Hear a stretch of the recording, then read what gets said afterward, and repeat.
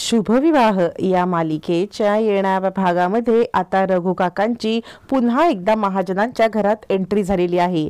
म्हणजे भूमीने आजीच्या मदतीने रघु काकांना घरात तर आणलंय, पण रघु काकांकडे असलेल्या खूप मोठ्या डॉक्युमेंट्सचं लक्ष्मीपूजनाला भयानक सत्य समोर येणार असतं आणि या सत्यासोबत 7 वर्षापूर्वी आकाश सोबत ॲक्सिडेंट नंतर काय घडलं होतं त्याचा पण खुलासा असलेले कागदपत्र रघु काका सादर करणार असतात। रागिणीने हे सगळं दाबण्याचा खूप जरी प्रयत्न केला असला तरी सुद्धा आता भूमीच्या हातामध्ये रघु काकांनी दिलेल्या एका डायरीमुळे खूप मोठा भयानक सत्याचा उलगडा झालेला असतो। ही डायरी असते आकाशच्या वडिलांची, जी रघु काकांकडे ठेवायला दिलेली असते आणि त्या डायरीमुळे खूप मोठा भयानक उलगडा होत आता रागिणीची आजी स्वतः घराबाहेर हक्कलपट्टी करणार असते। भूमीने आता मात्र आजीला बोलून रघु काकाची घरामध्ये एंट्री केलेली असते। रागिणीला हे बिलकुल मान्य नसतं। तिच्या मनामध्ये रघुला आपण आता घराबाहेर तर काढायचंच, त्याचा जीव तर घ्यायचाच, पण जोपर्यंत तो इथे आहे तोपर्यंत त्याला आता मला काहीही करून भूमीला काही सांगण्यापासून थांबवलं पाहिजे आणि ती एक जात आता रघुवरती पाळत ठेवून असते। जेव्हा जेव्हा रघु भूमीच्या काही सांगण्याचा प्रयत्न करतो तेव्हा तेव्हा रागिणी त्याला अडवण्याचा प्रयत्न करते। भूमीला रघु काका अडून बरंच काही सांगण्याचा प्रयत्न करत असतात। भूमी आता रघु काकांना म्हणते, रघु काका हे बघा झालं गेलं तुम्ही विसरून जा, तुमच्यावरती माझा पूर्ण विश्वास आहे। रघु काका म्हणतात, पण मालकीणबाई तुम्ही सगळ्यांवरतीच असा विश्वास ठेवाल ना तर ते खूप चुकीचं आहे। तुमच्या विश्वासाचा फायदा घेणारी बरीच लोक आहेत, त्यामुळे तुम्ही कोणावरही विश्वास ठेवू नका। मी सांगतोय तेवढंच ऐका। याच्यावरती भूमी म्हणते, रघु काका कशाबद्दल बोलायचंय तुम्हाला? नेमकी रागिणी तिकडे येते आणि आता रागिणी म्हणते, रघु अजूनही तुझी गावाची मुलगी आहे ना, ती माझ्याकडेच आहे बरं, मला माहिती आहे तुझा गावचा पत्ता। यावरती भूमी म्हणते, आत्या का बरं असं बोलताय? यावर रागिणी सांगते, अगं नाही, म्हणजे यावेळेला दिवाळीला रघुला जायला जमलं नाही ना, म्हणून रघुच्या गावाला मी गिफ्ट पाठवणार आहे। मग भूमी निघून गेल्यावरती रागिणी सांगते, हे बघ रघु, या घरात आलायस ते भूमीच्या आणि आकाशच्या हट्टामुळे, पण तुझ्यावरचा आरोपाचा अजून निर्दोष सिद्ध नाही झालेला आहेस आणि गावाकडची तुझी मुलगी आणि बायको माझ्या ताब्यात आहेत हे पण लक्षात ठेव। रघु जर का तोंड उघडण्याचा काही प्रयत्न केलास तर गाठ माझ्याशी आहे। पण रघु काका मात्र आता काहीही झालं तरी रागिणीला गाफील ठेवून सगळी कारस्थानं करणार असतात, कारण एकदा रघु काकांना खूप मोठा फटका बसलेला असतो। पण रघु काकांकडे असलेली डायरी सगळ्या सत्याचा उलगडा करणार असते। रघु काकांना काहीही बोलायची गरज पडणार नसते। रघु काका म्हणतात, नाही मालकीणबाई, मी स्वतःहून काही सांगणार नाही।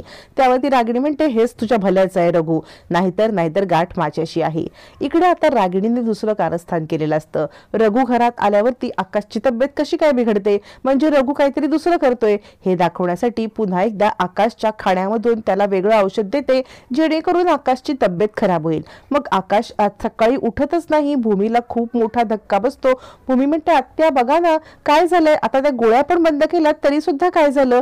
आता मात्र रघु काकांना धक्काच बसतो। रघु काका विचार करतात, नाही, यानं रागिणी बाई साहेबांची नाटकं खूप वाढत चाललेत। आता माझ्याकडे असलेले डॉक्युमेंट्स देण्याची ती वेळ आलेली आहे की मी ती डायरी आणि डॉक्युमेंट्स आता इकडे भूमी मॅडमच्या हातामध्ये सुपूर्त करायला पाहिजेत। काहीही झालं तरी मला या सगळ्यामध्ये भूमी मॅडमची मदत करायलाच पाहिजे असा विचार करत रघु काका मात्र आता भूमीला ती डायरी देण्याचा विचार करत असताना रागिणीची कारस्थानं वेगळीच असतात।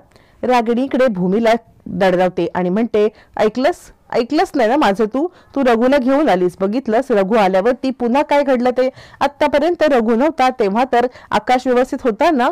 आता इकडे रागिणीच्या या बोलण्याला भूमीला थोडासा विचार पडतो की काय चाललंय हे, रघु काका खरंच असं काही करत असतील का? आणि ती म्हणते, आकाश उठणारे आकाश असं म्हणत असताना रागिणी म्हणते, हे बघ, मी आत्ताच्या आत्ता डॉक्टरांना बोलवून घेते, आगाशे डॉक्टरांना, आणि मग तेच बघतील। भूमी म्हणते, आगाशे डॉक्टर नको, मी वर्तक डॉक्टरांना बोलवते। रागिणी म्हणते, जा बोलव, कारण ऑलरेडी रागिणीने आकाशच्या जेवणामध्ये काहीतरी मिसळलंय हे वर्तक डॉक्टर सांगतील, पण ते रागिणी मिसळलंय हे तर वर्तक डॉक्टर सांगू शकत नसतात, त्यामुळे कुणीतरी मिसळलंय, मग तो कोण? मग तो रघु असं म्हणत रागिणी आता वर्तक डॉक्टरांना बोलवायला सुद्धा सांगते। भूमी म्हणते, ठीक आहे, मी वर्तक डॉक्टरांशी बोलून घेते। वर्तक डॉक्टरांना फोन केल्यावरती आता इकडे मानसी सांगत असते, ताई तुला काय वाटतं, आत्या बोलतात ते खरं असेल का? म्हणजे खरंच रघु काका असं काहीतरी? याच्यावरती भूमी सांगते, हे बघ मनू, मला खरंच काही कळत नाहीये, या सगळ्यामध्ये आपण किती रघु काकांवरती विश्वास ठेवायचा आणि किती नाही ठेवायचा हे खूप एक मोठं कोडच आहे. त्यामुळे आता आत्या म्हणतायत त्या पद्धतीने आपण विचार करूया का?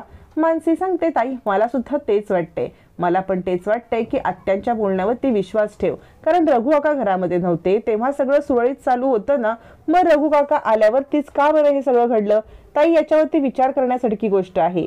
यावरती भूमी म्हणते, मी रघु काकांना घरात बोलून खूप मोठी चूक केली का ग मनू? मानसी सांगते, ताई हे बघ तू काळजी करू नकोस, अजूनही हातात वेळ आहे, त्यांचा जेवढा पगार होतो त्यापेक्षा वर्षभराचा पगार दे आणि त्याला त्यांच्या गावाला सुखरूप पाठवून दे. हे सगळं रघु काका बिचारे ऐकतात. रघु काका म्हणतात, मालकीणबाई तुमचा माझ्यावरती विश्वास नाहीये तर मी स्वतःहून इथून निघून जात आहे, आता मला इथे थांबायचंच नाहीये. याच्यावरती मानसी म्हणते, रघु काका तसं नाहीये. रघु काका म्हणतात, हे बघा मी इथून जाणार आहे, पण जाता जाता माझ्याकडे जे काही मोठ्या मालकांनी दिलेले कागद आहेत ते तुम्हाला मी देऊन जाणार आहे, त्यात त्यांची डायरी पण आहे. कदाचित डायरी वाचल्यावरती तुम्हाला समजेल सुद्धा की कोण खरं कोण खोटं. असं म्हणत रघु काका आता भूमी समोर सगळं सत्य सांगणार असतात, पण डायरीच्या मार्फत स्वतः तोंडाने काही न बोलता ती डायरी आता हातात देणार असतात. मानसी म्हणते, रघु काका तसं नाही हो, या घडलेल्या घटनांचा क्रम बघता हे सगळं असंच घडत आहे. तोपर्यंत इकडे आता अभिजितला जामीन घेऊन रागिणी घरी आलेली असते आणि रागिणी सांगत असते, आता रघुला अडकवण्यासाठी पुढची स्टेप, तू आत्ताच्या आत्ता गुंडांना पैसे दे आणि रघुला गायब कर, म्हणजे रघु मुद्दाम गायब झाला असं आपल्याला दाखवता येईल आणि प्रॉपर्टीच्या पेपरवरती सह्या घेता येईल. तोपर्यंत रघु काका सांगत असतात, हे बघा मालकीणबाई, ही डायरी आणि हे पेपर, या पेपरनुसार तुम्हीच आकाश महाजन आणि महाजन इंडस्ट्री याच्या पूर्णपणे मालकीण आहात आणि म्हणून तुमच्या सहीने सगळी प्रॉपर्टी कोणाच्याही नावावरती होऊ शकते, त्यामुळे सही जपून करा. आणि ही मोठ्या मालकांची डायरीमध्ये लिहिलेलं सत्य वाचतात. आता मात्र इकडे भूमीला धक्काच बसतो. सत्यामध्ये आता भूमी इतकी गुरफटून जाते की ती आता जाब विचारण्यासाठी रागिणीच्या इकडे जात असते, पण रागिणीच्या इथे तिला वेगळाच एक मोठा खुलासा होतो. डायरीमध्ये वाचलेलं अर्ध सत्य त्याच्यात किती तथ्यता आहे ही जाणून घेत असतानाच रागिणी इकडे अभिला सांगत असते, हे बघ अभि, आता आपलं काम सोपं झालेलं आहे, भूमीला रघुवरती संशय आलाय, आता भूमीला आपल्यावरती विश्वास आहे, आता प्रॉपर्टीच्या पेपरवरती सही घ्यायला वेळ लागणार नाही, ती झटकन सही करून टाकेल. असं म्हणत रागिणी आता भूमीच्या बद्दल बोलत असताना मागे भूमी येऊन उभी राहते. भूमी सगळं ऐकते आणि म्हणते, आत्या. आणि आता सगळे दोघं जण चपापतात. भूमीने सगळं ऐकलेलं असतं. रागिणी म्हणते, भूमी तू. त्यावेळेला भूमी गप्प बसते आणि रागिणीला वाटतं की हिने नेहमीप्रमाणे काही ऐकलेलं नाही, पण भूमी आता ऐकलेलं सत्य असलेली डायरी सगळी आजीला दाखवून लक्ष्मीपूजनाला खुलासा करते. लक्ष्मीपूजनाला पूजन झाल्यावरती आकाशच्या बाबांची डायरी दाखवत 7 वर्षापूर्वीच्या ऍक्सिडेंटचे भयानक सत्य, त्याचप्रमाणे असलेले प्रॉपर्टीचे पेपर, या सगळ्याचा आजीसमोर खुलासा होतो. डायरीमध्ये रागिणीने केलेली कारस्थानं, म्हणजे रागिणीने प्रॉपर्टीसाठी याआधी सुद्धा आकाशच्या बाबांना आणि आईला मारण्याचा केलेला प्रयत्न, हे सगळं डायरीत नमूद केलेलं असतं आणि त्यामुळेच आकाशच्या जीवाला रागिणीकडून धोका आहे. म्हणूनच मी हे मृत्यूपत्र लिहून ठेवत आहे, कारण माझ्या मुलाचं जर काही रागिणीने केलं तर मला या मृत्यूपत्राद्वारे सगळं काही ठीक करता येईल. आता हे वाचल्यावरती आजी आता रागिणीची हक्कलपट्टी करते आणि लक्ष्मीपूजनाला खूप मोठा ट्विस्ट येतो.